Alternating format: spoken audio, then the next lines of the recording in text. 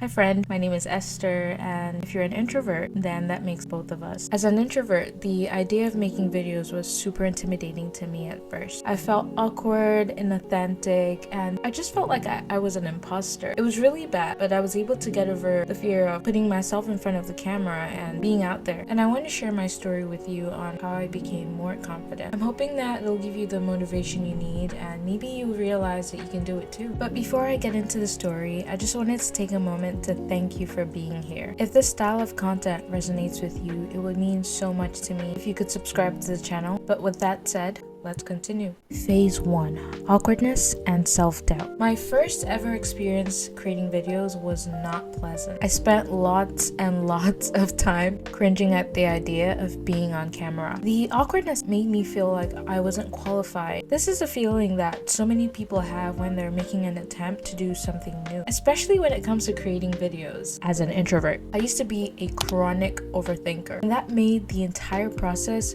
so much worse. I remember thinking no one could possibly watch my videos, and that self-doubt crippled me, stopped me from doing anything. Phase 2. Getting introduced to the idea. I started dipping my toes into video creation slowly. I would create videos and then delete them. Or I would post them on private settings so that no one I knew could see them. Even though I wasn't really posting the videos for the public to see, I could tell that I was getting better at speaking on camera. It was at this point that I started discovering creators that used a style that I became so intrigued by. This style moved the focus of their content away from them and to the object of their creativity. So maybe their art or their music or filmmaking, whatever it was that they were talking about. That would be the focus of their content. Phase 3. Faceless content. I realized that I enjoyed creating content, but I just didn't like my face being the focus. So I started consuming a lot of faceless content to see what worked for me. I started experimenting with creating faceless content myself. I created an anonymous vlog channel and started making short form vlogs without showing my face, of course. I just added text on the screen so people could read that as they watch my videos, but I wasn't saying anything, I wasn't showing my face, nothing of that sort. On this channel, I got some feedback from viewers and it was all positive, so that definitely gave me a confidence boost to keep creating. I created about 10 videos in total on that channel, and putting in the practice helped me build so much experience in storytelling and filmmaking. Phase 4. Creating a new brand. At this point, I was semi-ready to create a personal brand. I say semi-ready because even though I was super excited about the entire content creation process, I knew that creating a personal brand meant that I would have to fully put myself out there. I know for different people, it means different things, and some people feel like they don't have to show their face, but I felt like with the kind of brand I wanted to build, I would have to show my face. Maybe that was just my bias. My thinking was people need a face to connect to, and that's why it's called a personal brand. There must be a person. I mean, some people build successful personal brands without ever showing their faces, but I think that it takes so much extra work to pull that off. Plus, I thought it would never be as relatable as a person whose brand was actually connected to their face. So it was a super hard decision, but after so much thought and contemplation, I decided that the right thing to do was to take the bold step and show my face. Oh my gosh. My first video was so cringy.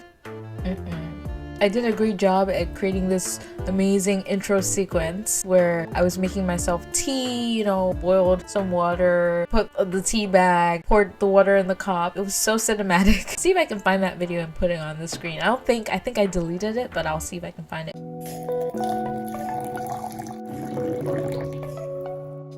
I still remember that it took me so many takes before I felt like my videos could even be remotely usable. It was excruciating to my brain. But with this channel that I'm talking about, it wasn't anonymous. I was using my real name.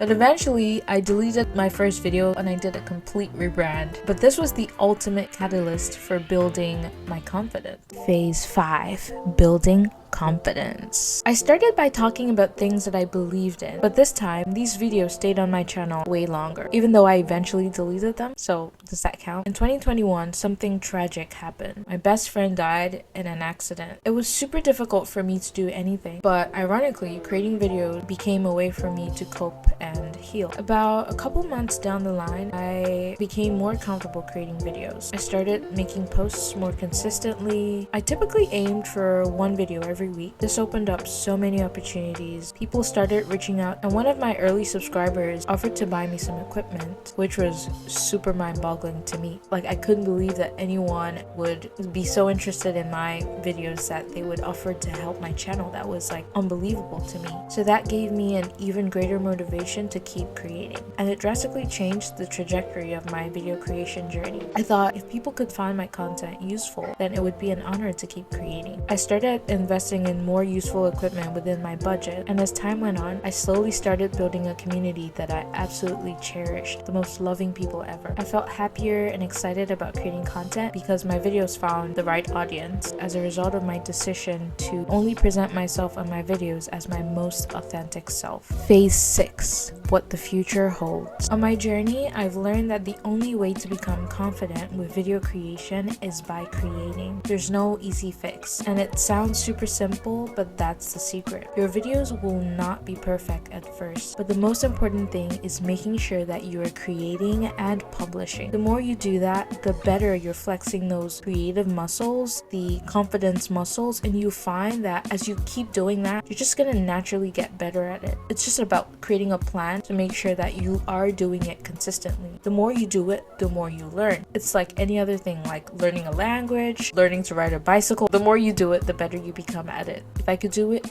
you absolutely can. I was so nervous. Seriously, I was the most awkward person I've ever met.